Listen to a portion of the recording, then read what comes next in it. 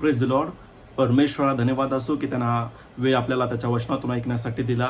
विश्वासणाऱ्यानो, विश्वास देवाचं वचन ऐकल्यानं आणि देवाचं वचन ऐकल्यानं येतो. आज आपण आजच्या टीचिंगमध्ये जाणार आहोत आणि आज आपण काही वेळ परमेश्वराच्या वचनातून ऐकणार आहोत. आपण प्रार्थनेविषयी ऐकणार आहोत आणि मी विश्वास करतो जसं आपण प्रार्थनेविषयी ऐकतो, आपण प्रार्थनेचं जीवन जगतो आणि आपण एक प्रार्थना योद्धा असतो.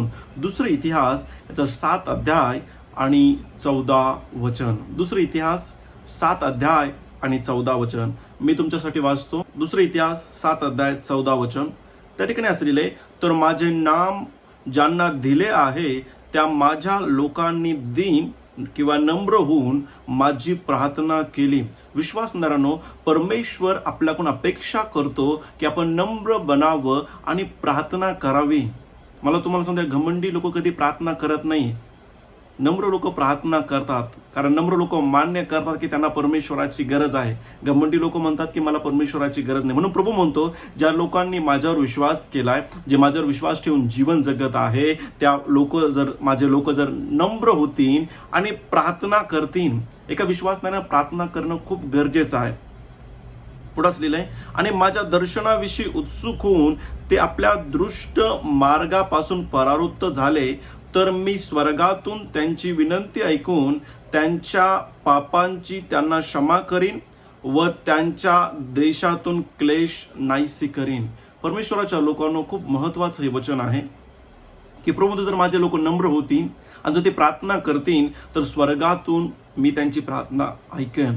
आज आपण शिकणार आहोत. आजच्या टॉपिकचं नाव आहे प्रार्थनेची आवश्यकता.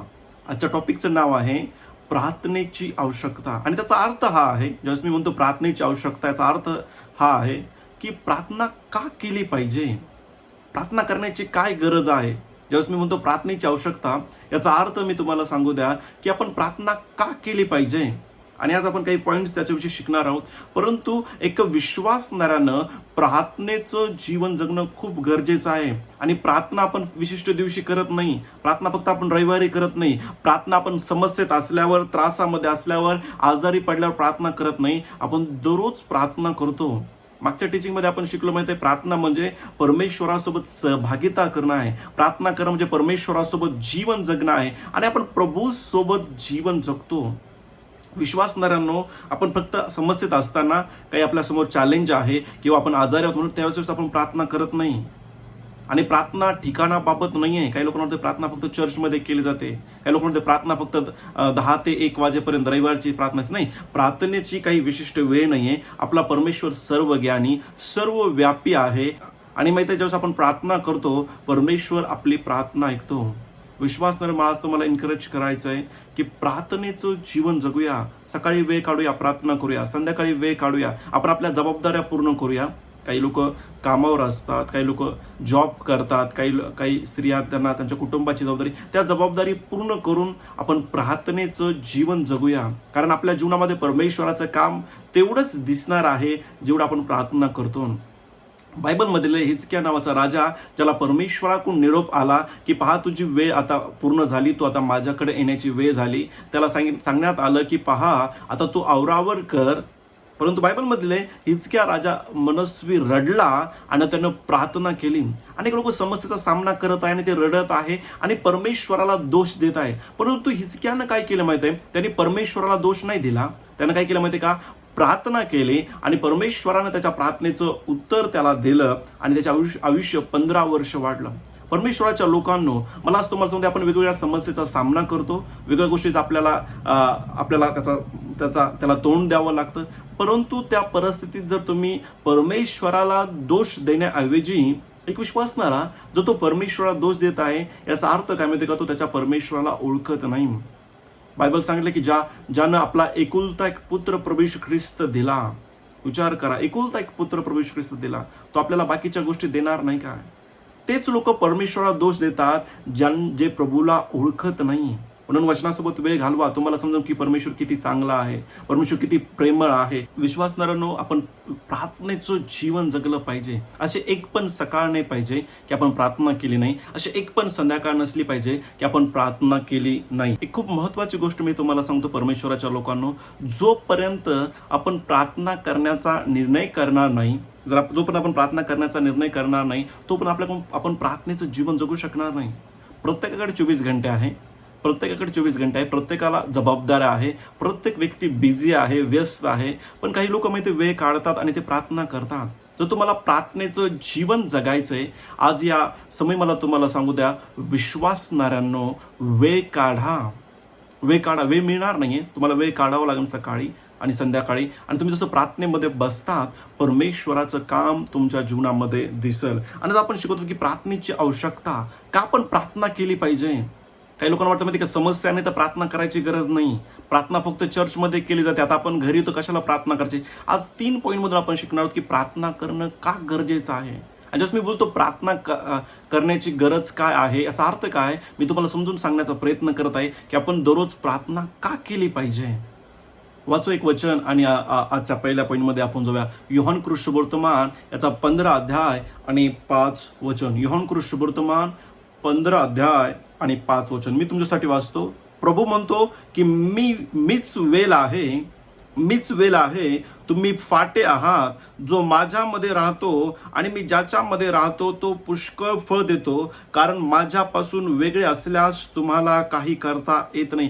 हे एक वचन पुरेसं आहे आपल्याला समजून घेण्यासाठी की प्रार्थना का केली पाहिजे. वचनामधलं की प्रभू वेल आहे आणि आपण त्याच्या फाटे आहोत.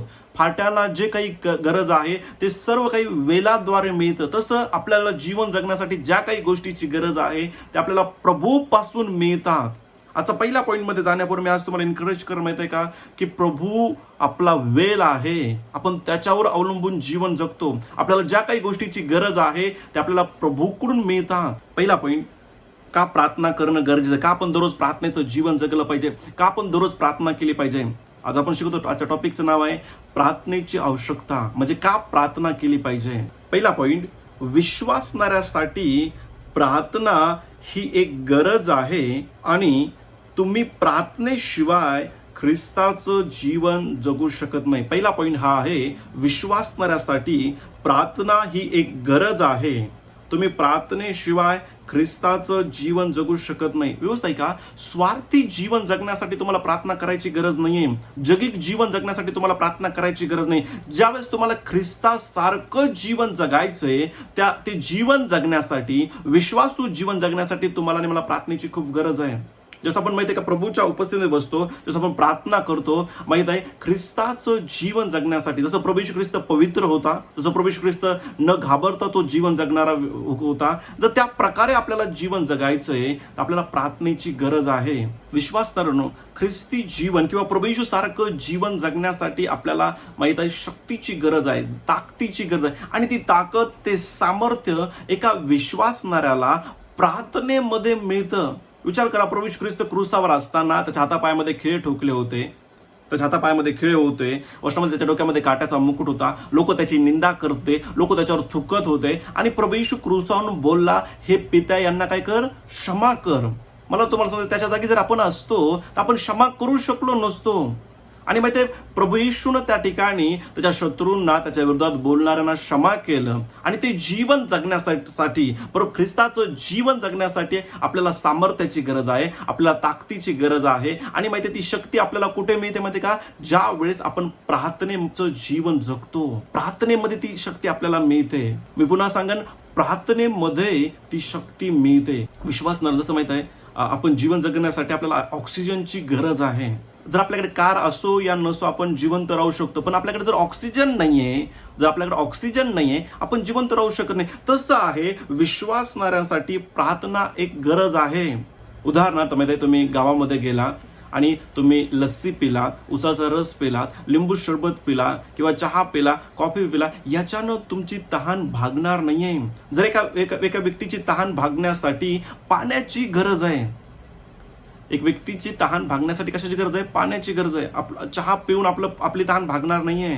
लस्सी पण आपली तहान भागणार नाहीये, पिलो लिंबू सरबत पिलो त्याच्यानं माहिती आपली तहान भागणार नाही. तहान भागण्यासाठी कशाची गरज आहे? पाण्याची. तसं विश्वासू जीवन विश्वासणाऱ्यासाठी प्रार्थना एक अत्यंत महत्वाची गरज आहे. एक व्यक्ती माहित आहे, जर तो प्रार्थना करणार नाही परमेश्वराचं काम त्या जीवनामध्ये दिसणार नाही. एक विश्वासणारा प्रार्थना करणार नाही, परमेश्वराचं काम त्याच्या जीवनामध्ये दिसणार नाही. म्हणून विश्वासणाऱ्यांनो, आजच्या पहिल्या पॉईंटमध्ये आपण शिकत आहोत की विश्वासणाऱ्यासाठी प्रार्थना ही अत्यंत महत्वाची एक गरज आहे. जसं जिवंत राहण्यासाठी, जीवन जगण्यासाठी आपल्याला श्वास घेणं गरजेचं आहे, ऑक्सिजनची गरज आहे. एक वेळेस आपल्याकडे कार नसेल तर भागून जाईल, पण आपल्याला ऑक्सिजनची गरज आहे. त्याच प्रकारे विश्वासू जीवन जगण्यासाठी कशाची गरज आहे? प्रार्थनेची गरज आहे. आणि तुम्ही प्रार्थनेशिवाय ख्रिस्ताचं जीवन जगू शकत नाही. प्रभू येशू ख्रिस्त पवित्र जीवन जगला, प्रभू येशू ख्रिस्त क्षमेचं जीवन जगला, प्रभू येशू ख्रिस्त सामर्थ्याचं जीवन जगला. आणि ते जीवन जगण्यासाठी, पवित्र जीवन जगण्यासाठी, निरोगी जीवन जगण्यासाठी, ख्रिस्तासारखं जीवन जगण्यासाठी आपल्याला सामर्थ्याची गरज आहे, आपल्याला शक्तीची गरज आहे. आणि मध्ये ती शक्ती आपल्याला कुठे मिळते? ती ताकद आपल्याला कुठे मिळते? ज्या वेळेस आपण प्रार्थनेमध्ये बसतो. जर तुम्ही प्रभू येशूवर विश्वास ठेवलाय, मला तुम्हाला सांगू द्या, जगामध्ये आणि विश्वासणाऱ्याच्या जीवनामध्ये फरक पाहिजे. जगासारखं जीवन जगण्यासाठी प्रार्थनेची गरज नाहीये. जग पापामध्ये चालतंय, तुम्हाला पण पापाचं जीवन जगायचंय, तुम्हाला प्रार्थनेची गरज नाहीये. पण जर तुम्हाला त्या पापी जगामध्ये तुम्हाला आणि मला जर पवित्रतेमध्ये चालायचंय तर आपल्याला प्रार्थनेची गरज आहे. म्हणून पहिला पॉईंट मी तुम्हाला शिकवला प्रार्थनेची आवश्यकता यामध्ये, की प्रार्थना का केली पाहिजे. त्यामध्ये पहिला पॉईंट हा आहे, विश्वासणाऱ्यासाठी प्रार्थना ही एक गरज आहे. तुम्ही प्रार्थनेशिवाय ख्रिस्ताचं जीवन जगू शकत नाही. जो पवित्र आत्मा तुमच्यामध्ये आहे, तुम्ही आणि मी पवित्र आत्म्याचं मंदिर आहोत, त्याच्यासोबत जर आपण सहभागिता करतो, आपण प्रभावशाली होतो. ख्रिस्ताचं जीवन जगण्यासाठी मला तुम्हाला सांगू, आपण प्रार्थनेचं जीवन जगणं खूप गरजेचं आहे. प्रभू येशू सारखं जीवन जगण्यासाठी, त्याच्यासारखं पवित्र, त्याच्यासारखं प्रभावी जीवन जगण्यासाठी आपल्याला प्रार्थनेची गरज आहे. आणि आपल्यामध्ये पवित्र आत्मा आहे. आणि जर आपण त्या पवित्र आत्म्यासोबत सहभागिता करतो, प्रार्थना करणं म्हणजे पवित्र आत्म्यासोबत सहभागिता करणं आहे. आणि जर आपण त्याच्यासोबत सहभागिता करतो, पवित्र आत्मा आपल्याला मदत करण परमेश्वरासारखं जीवन जगण्यासाठी, प्रभू सारखं जीवन जगण्यासाठी. आणि आज मला विश्वासाने तुम्हाला सांगू द्या, कदाचित तुम्ही आज व्यसनामध्ये असाल, किंवा पापामध्ये असाल, किंवा तुम्ही आर्थिक क्षेत्रामध्ये संघर्षामध्ये असाल, किंवा तुम्ही चुकीच्या गोष्टीमध्ये फसले असाल. आज मी तुम्हाला एनकरेज करेन, विश्वासणाऱ्यांनो, काय करा माहितीये का? वचन ऐकत राहा, प्रार्थना करत राहा. आणि वचन ऐकण्याद्वारे आणि प्रार्थना करण्याद्वारे जो आपला प्रभू येशू ख्रिस्त वेल आहे, आपण त्याच्याशी जुडतो. आणि वेलातून अशी ताकद आणि अशी शक्ती तुम्हाला मिळेल, त्या पापातून बाहेर पडण्याची शक्ती तुम्हाला मिळेल, त्या पापातून बाहेर पडण्याची ताकद तुम्हाला मिळेल, त्या आजारातून, त्या व्यसनातून बाहेर पडण्याची ताकद तुम्हाला मिळेल. तुम्ही तुमच्या स्वतःच्या ताकदीवर करू शकत नाहीये. म्हणून विश्वासावर नेहमी लक्षात ठेवा, प्रभू म्हणतो आहे तसं या. तुम्ही व्यसनामध्ये असाल, तुम्ही चुकीच्या गोष्टीमध्ये असताल, किंवा पापामध्ये असताल, प्रभूकडे या. कदाचित आजारी असताल, प्रभूकडे या. वचन ऐकत राहा, शिक्षण ऐकत राहा, प्रार्थना करत राहा. आणि वेलातून प्रभूकडून तुम्हाला तुमच्या जीवनामध्ये अशी ताकद, असं सामर्थ्य आजाद होईल, जे तुम्हाला त्या गोष्टीतून बाहेर काढन. अनेक सांगतात माहिती, पास्टर मी पापातून बाहेर पडण्याचा प्रयत्न करत आहे. अनेक लोक स्वतःच्या ताकदीवर पापातून बाहेर पडण्याचा प्रयत्न करत आहे, आणि ते अशक्य आहे. तर आपण प्रार्थनेचं जीवन जगतो, परमेश्वर आपल्याला सामर्थ्य देईन, परमेश्वर आपल्याला ताकद देईन, परमेश्वर आपल्याला शक्ती पुरवून, आणि त्याच्या ताकदीच्या जोरावर आपण त्या पापातून बाहेर पडू शकतो. पहिल्या पॉईंटमध्ये आपण शिकवत आहोत माहिती आहे का, की प्रार्थनेची आवश्यकता या टॉपिकमध्ये, की प्रार्थना आपण दररोज का केली पाहिजे. त्यामध्ये आपण पहिल्या पॉईंटमध्ये शिकलो, विश्वासणाऱ्यासाठी प्रार्थना एक गरज आहे. जसं ऑक्सिजन शिवाय एक व्यक्ती जिवंत राहू शकत नाही, तसं विश्वासू जीवन तुम्ही प्रार्थनेशिवाय जगू शकत नाही. त्यामध्ये आपण शिकलो, तुम्ही प्रार्थनेशिवाय ख्रिस्ताचं जीवन, प्रभू येशू सारखं जीवन जगू शकत नाही. दुसऱ्या पॉईंटमध्ये जाऊया. दुसरा पॉईंट आहे की आपण का दररोज प्रार्थना केली पाहिजे, प्रार्थनेची काय आवश्यकता आहे, का आपण प्रार्थना केली पाहिजे. दुसरा पॉईंट हा आहे, तुमच्या प्रार्थना जीवनाप्रमाणे परमेश्वराचं काम तुमच्या जीवनात असेल. परमेश्वराचं काम तुमच्या जीवनामध्ये किती असेल, जेवढं तुमचं प्रार्थना जीवन आहे. जर परमेश्वराला व्यवसाय का, जर परमेश्वराला काम करायचंय, नेहमी लक्षात ठेवा की तुम्हाला परमेश्वराचे काम करण्याची पद्धत माहिती पाहिजे. प्रभूला जर तुमच्या आणि माझ्या जीवनामध्ये जर काम करायचंय तर परमेश्वर काय करतो माहित आहे, आपल्याला पहिल्यांदा वचन देतो आणि प्रभू अपेक्षा करतो की त्या वचनावर आपण विश्वास ठेवावा आणि आपण प्रार्थना करावी आणि त्यानंतर परमेश्वराचं काम आपल्या जीवनामध्ये दिसतंय. व्यवस्थित आहे का? काही विश्वासणाऱ्याला असं वाटतंय की परमेश्वराला जर करायचं असेल तर तो करन. जर त्याला मला आरोग्य द्यायचं तो आरोग्य देऊन टाकन. जर त्याला मला संपन्न करायचं तो संपन्न करन. जर त्याला मला आशीर्वाद द्यायचा आहे तर तो देईन. नाही, लक्षात घ्या, ही अज्ञानता आहे. ही अज्ञानता आहे. परमेश्वर आपल्या प्रार्थनेची वाट पाहत आहे. नेहमी लक्षात ठेवा, जर स्वर्गातून काही उत्तर यायचं असेल तर तुम्हाला आणि मला पृथ्वीवर काहीतरी करावं लागेल. आणि जोपर्यंत एक विश्वासणारा पृथ्वीवर प्रार्थना करत नाही तोपर्यंत स्वर्गातून परमेश्वर काही करू शकत नाही. विश्वासावर नेहमी लक्षात ठेवा, परमेश्वराचं काम तुमच्या प्रार्थने जीवनावर सीमित आहे. काही विश्वासांचं पाश्चाम जीवनात परमेश्वराचं काम का दिसत नाहीये?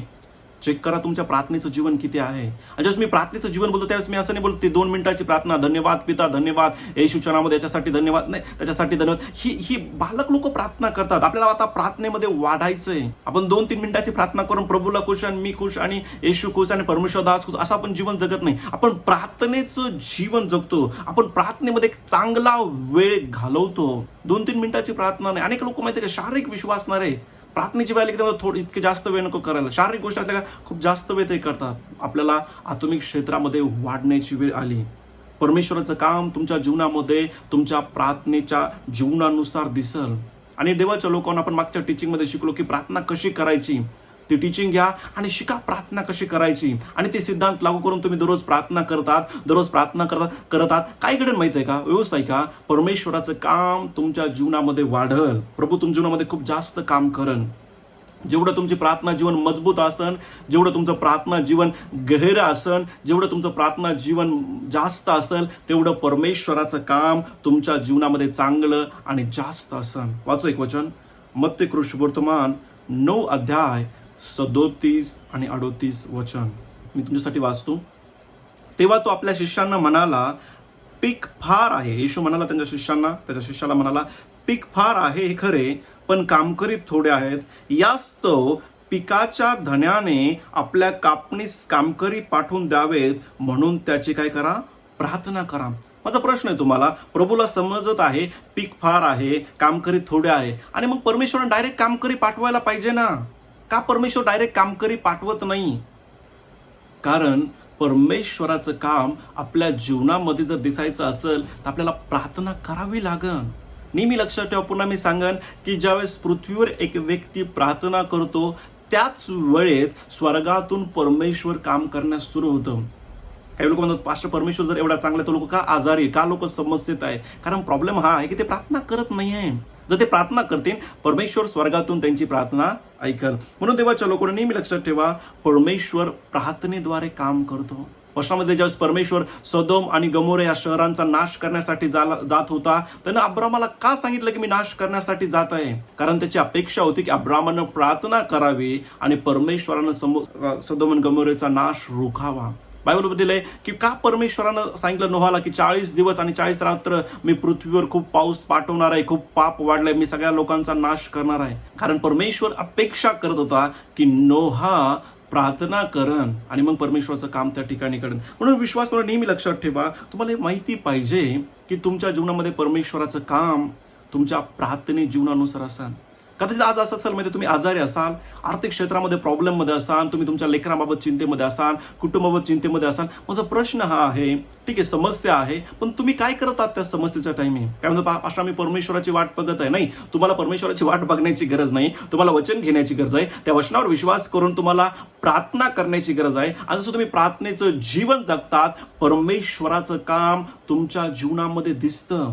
वाचू एक वचन, उत्पत्ती याचा 1 अध्याय 26 वचन. मग देव बोलला, आपल्या प्रतिरूपाचा व आपल्याशी सदृश्य असा मनुष्य आपण करू, समुद्रातील मासे, आकाशातील पक्षी, ग्राम पशु, अवघी पृथ्वी आणि पृथ्वीवर रांगणारे सर्व प्राणी, ह्यावर ते सत्ता चालवतील. का आपण प्रार्थना केली पाहिजे? कारण पृथ्वी परमेश्वरानं माणसाच्या हातामध्ये दिली. आणि ज्यावेळेस मनुष्य नम्र बनतील, मनुष्य ज्यावेळेस नम्र बनन आणि जर तो प्रार्थना करन, त्यावेळेस परमेश्वर त्या पृथ्वीवर काम करू शकन. आणि प्रार्थना करण्याद्वारे आपण परमेश्वराला आमंत्रण देत आहे. मी आज तुम्हाला एनकरेज करेन, तुम्ही समस्येमध्ये आहात, आजारामध्ये आहात, आर्थिक क्षेत्राच्या प्रॉब्लेम मध्ये आहात, प्रार्थना करण्याद्वारे परमेश्वराला आमंत्रण द्या की प्रभू तू ये, मला आरोग्य दे, प्रभू मला आर्थिक क्षेत्रामधून बाहेर काढ. आणि हे कधी घडन? ज्यावेळेस एक विश्वासणारा नम्र बनतील आणि प्रार्थना करन. देवाच्या लोकांनो, विश्वासू लोकांची एकच कमजोरी आहे, माहिती आहे, त्यांना वचन माहिती नाही. काही लोकांना वाटतं परमेश्वराला जर करायचंय तर तो करन ना, कशाला काही करण्याची गरज आहे. नाही, परमेश्वर आपल्या प्रार्थनेद्वारे सीमित आहे. जर आपण प्रार्थना करतो, परमेश्वराचं काम आपल्या जीवनामध्ये दिसल. बायबलमध्ये दिलेली व्यवस्था आहे का? यशाया 38 अध्याय 1-5 मध्ये आपण वाचतो.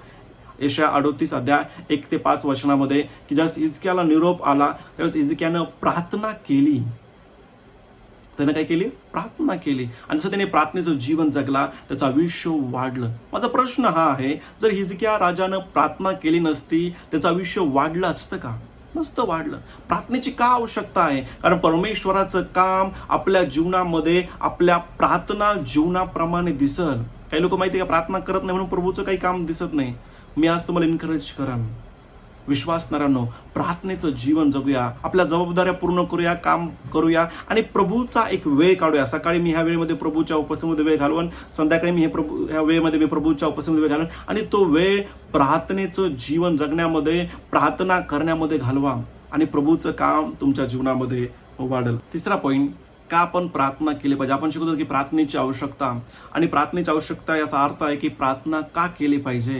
मी तुम्हाला सांगितलं, पहिल्या पॉईंटमध्ये आपण शिकलो की प्रार्थना का केली पाहिजे. पहिल्या पॉईंटमध्ये आपण अत्यंत महत्त्वाच्या गोष्टी शिकलो की विश्वासनासाठी प्रार्थना ही एक गरज आहे आणि प्रार्थनेशिवाय आपण ख्रिस्ताचं जीवन जगू शकत नाही. दुसऱ्या पॉईंटमध्ये आपण शिकलो की आपल्या प्रार्थना जीवनाप्रमाणे परमेश्वराचं काम आपल्या जीवनामध्ये दिसल. आणि तिसरा पॉईंट आहे, प्रार्थनेद्वारे परमेश्वराचं सामर्थ्य आजाद होतं. खूप महत्वाचा पॉईंट आहे की परमेश्वराचं सामर्थ्य कधी आजाद होतं? ज्या वेळेस एक विश्वासणारा प्रार्थना करतो. ज्या घरामध्ये प्रार्थना केली जाते त्या ठिकाणी परमेश्वराचं सामर्थ्य असतं. ज्या जीवनामध्ये जे जीवन प्रार्थनेचं जीवन आहे त्या ठिकाणी परमेश्वराचं सामर्थ्य दिसतं. आणि विश्वासणाऱ्यांनो, आपण परमेश्वराच्या सामर्थ्याशिवाय माहिती या जगामध्ये जीवन जगू शकत नाही. आणि मग ती प्रार्थना आणि ते सामर्थ्य कधी मिळते माहिती का? सामर्थ्य कुठं आजत होतं माहिती का? ज्या ठिकाणी प्रार्थना केली जाते. प्रार्थना केली जाते याचा अर्थ काय माहिती का? जे विश्वासणारे प्रार्थनेचं जीवन जगतात. प्रार्थनेशिवाय आपण सामर्थ्यामध्ये चालू शकत नाही. जगामध्ये आणि विश्वासणाऱ्यामध्ये एकच फरक आहे. विश्वासू लोकांमध्ये माहित आहे परमेश्वराचं सामर्थ्य काम करतंय, आणि जर विश्वासू लोक जर प्रार्थनेमध्ये जीवन जगणार नाही तर त्यांच्या जीवनातून सामर्थ्य आजाद होणार नाही आणि जगामध्ये आणि त्यांच्यामध्ये काही फरक दिसणार नाही. व्यवस्था आहे का विश्वासणाऱ्यांनो? आपला शत्रू शैतान फक्त आणि फक्त परमेश्वराच्या सामर्थ्याला तो घाबरतो. विश्वासानं तुम्हाला हे माहिती पाहिजे की शैतान फक्त सामर्थ्यापुढे झुकतो.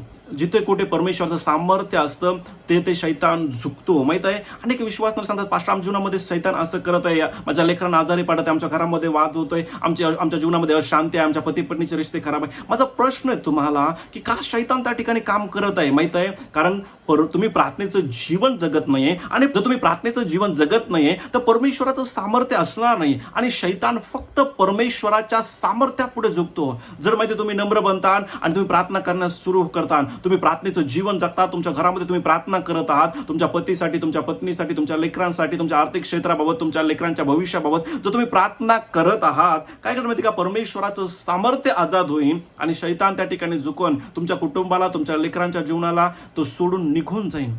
परंतु काय करण्याची गरज आहे? प्रार्थनेचं जीवन जगण्याची गरज आहे. नेहमी लक्षात ठेवा, शैतान फक्त आणि फक्त सामर्थ्यापुढे झुकतो. जिथं परमेश्वराचं सामर्थ्य असेल तिथं शैतानाचं काही चालत नाही. पुन्हा जिथं परमेश्वराचं सामर्थ्य असेल तिथं शैतानाचं काही चालत नाही. वाचू एक वचन, लूकाचा 24 अध्याय 49 वचन. लूकाचा 24 अध्याय 49 वचन. त्या ठिकाणी असले, पहा माझ्या पित्याने देव केलेली देणगी मी तुमच्याकडे पाठवतो. ही कोणत्या देणगीबाबत सांगत आहे? जो पवित्र आत्मा प्रभूनं आपल्याला दिला आहे. नेहमी लक्षात ठेवा, तुम्ही आणि मी पवित्र आत्म्याचं मंदिर आहोत आणि पवित्र आत्मा परमेश्वराच्या सामर्थ्याचा स्रोत आहे आणि तो महान पवित्र आत्मा तुमच्या आणि माझ्या आतमध्ये राहतो. आणि जर आपण प्रार्थनेचं जीवन जगतो, प्रार्थना म्हणजे पवित्र आत्म्यासोबत सहभागिता करणं, आणि जर आपण पवित्र आत्म्याच्या सोबत सहभागिता करतो, आपल्या मुखातून सामर्थ्य आजाद होईल. आपण बाहेर पडतो, माहिती आहे, आपण विश्वासू लोकांवर हात ठेवतो आणि आजारी लोक बरे होतील. मी अनेक वेळा सांगितलं माहिती, ही सेवकाई चिन्ह चमत्काराच्या मागं पळत नाही. आपण असे विश्वासणारे नाहीये जे चिन्ह चमत्काराच्या मागं पळतो. आपण माहिती आहे वचनाच्या मागं पळतो, आपण प्रार्थनेचं जीवन जगतो आणि ज्यावेळेस आपण प्रार्थना करतो परमेश्वराचं सामर्थ्य बाहेर पडतं.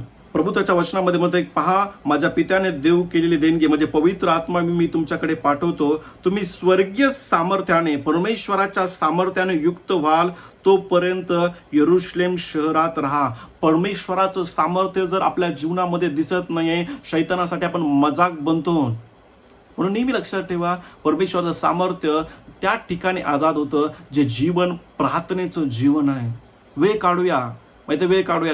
माहिती आहे, जर तुम्ही काम करणार असाल सकाळी तुम्ही लवकर उठू शकतात, प्रार्थनेमध्ये वेळ घालू शकतात. तुम्ही जॉब करणारे असाल संध्याकाळी वेळ काढा आणि प्रार्थनेचं जीवन जगा. कारण जिथं प्रार्थनेचं जीवन जगलं जातं त्या ठिकाणी परमेश्वराचं सामर्थ्य दिसतंय, आणि जिथं परमेश्वराचं सामर्थ्य आहे त्या ठिकाणी शैतानाचं काम दिसणार नाही. पुन्हा एकदा, जे जीवन प्रार्थनेचं जीवन आहे त्या ठिकाणी परमेश्वराचं सामर्थ्य असन आणि त्या ठिकाणी परमेश्वराचं काम दिसन. पण ज्या माहित आहे व्यवस्था आहे का, जे जीवन प्रार्थनेचं जीवन नाही आहे तिथं परमेश्वराचं सामर्थ्य नसणार आहे. आणि जर परमेश्वराचं सामर्थ्य नसन तर त्या ठिकाणी शैतानाचं काम असेल. शैतान तुमच्या जीवनामध्ये परेशानी टाकन, आजार टाकन, निराशा टाकन, माहिती तुमच्या घरामध्ये वाद टाकन. पण एक विश्वासणारा जर तो हे टीचिंग घेईन आणि माहिती जर तो ऐकन आणि हे प्रगटीकरणाला तो पकडन, हे वचनाचं जे प्रकाशन आहे जर तो पकडन, काय प्रगटीकरण आहे की प्रार्थनेद्वारे परमेश्वराचं सामर्थ्य काय होतंय, आजाद होतंय. आणि जर तो प्रार्थना करण्यास सुरू होईल परमेश्वराचं सामर्थ्य आजाद होईल. आणि जिथं परमेश्वराचं सामर्थ्य आजाद होतंय, नेहमी लक्षात ठेवा, जिथं परमेश्वराचं सामर्थ्य आजाद होतंय शैतान त्या ठिकाणी झुकला जाईल, शैतानाचं काम त्या ठिकाणी दिसणार नाही. वाचू एक वचन, 1 कोरिंथ्याचा 4 अध्याय 20 वचन. त्या ठिकाणी असलेलं आहे, कारण देवाचे राज्य बोलण्यात नाही पण सामर्थ्यात आहे. पुन्हा एकदा 1 कोरिंथ 4 अध्याय 20 वचन. कारण देवाचे राज्य बोलण्यात नाही पण सामर्थ्यात आहे. परमेश्वराचं फक्त बोलण्यामध्ये नाही, सामर्थ्यामध्ये आहे. विश्वास मी आज तुम्हाला एनकरेज करेन, माहिती आहे का, तुम्ही तुमचा मोबाईल बाजूला ठेवता, तुम्ही फ्रेंड बाजूला ठेवतात, तुम्ही 1-2 तास वेळ काढतात, प्रभूची आराधना करतात, त्याचा धन्यवाद करतात, अन्य भाषेमध्ये प्रार्थना करतात, प्रभूला तुमचं म्हणणं सांगतात, त्याचं तुम्ही ऐकतात. आणि काय करत माहिती का, तुमच्या जीवनामध्ये परमेश्वराचं सामर्थ्य तुम्ही बघाल. जर तुम्हाला परमेश्वराचं काम तुमच्या जीवनामध्ये बघायचंय तर तुम्हाला आणि मला प्रार्थनेचं जीवन जगावं लागेल.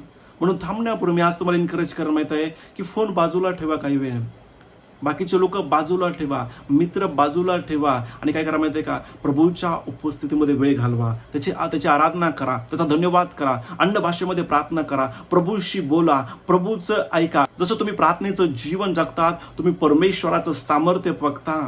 कारण प्रार्थनेमध्ये परमेश्वराचं सामर्थ्य आजाद होतं.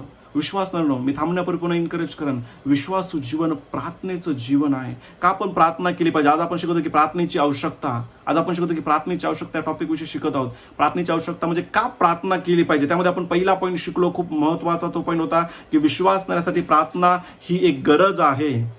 जसं माहिती आहे का, आपल्याला तहान लागली तर आपल्याला पाण्याची गरज आहे, जसं आपल्याला जीवन जगण्यासाठी ऑक्सिजनची गरज आहे, तसं विश्वासू जीवन जगण्यासाठी प्रार्थनेची खूप गरज आहे. आणि आपण प्रार्थनेशिवाय ख्रिस्ताचं जीवन जगू शकत नाही. दुसऱ्या पॉईंटमध्ये शिकलो आपण की तुमच्या प्रार्थना जीवनाप्रमाणे परमेश्वराचं काम तुमच्या जीवनामध्ये दिसेल. आणि तिसऱ्या पॉईंटमध्ये आपण शिकलो की प्रार्थनेद्वारे परमेश्वराचं सामर्थ्य आजाद होतं. देवाच्या लोकांना देवाचं राज्य फक्त बोलण्यामध्ये नाही, सामर्थ्यामध्ये आहे. आणि सामर्थ्य कधी आजाद होईल, जसं आपण नम्र बनतो, आपला मोबाईल बाजूला ठेवतो, आपण फ्रेंड बाजूला ठेवतो आणि 1-2 तास प्रभूच्या उपस्थितीमध्ये वेळ घालवतोय, प्रभूचा धन्यवाद करत आहे, प्रभूची आराधना करत आहे, अन्य भाषेमध्ये प्रार्थना करत आहे, प्रभूचं आपण ऐकत आहे, प्रभूला आपलं म्हणणं सांगत आहे. आणि जसं आपण प्रार्थनेचं जीवन जगतो परमेश्वराचं सामर्थ्य आजाद होतं. नेहमी लक्षात ठेवा, शैतान फक्त आणि फक्त परमेश्वराच्या सामर्थ्यापुढे जगतो. म्हणून आज निर्णय करूया, मी प्रार्थनेचं जीवन जगन, मी सकाळी वेळ काढन, मी संध्याकाळी वेळ काढन, मी माझ्या कुटुंबासाठी, मी माझ्या लेकरांसाठी, माझ्या कामधंद्यासाठी, माझ्या पास्टरांसाठी, माझ्या चर्चसाठी मी प्रार्थना करा. मी विश्वास करतो या टीचिंगद्वारे तुमचं प्रार्थना जीवन बदललेलं असेल. God bless you all.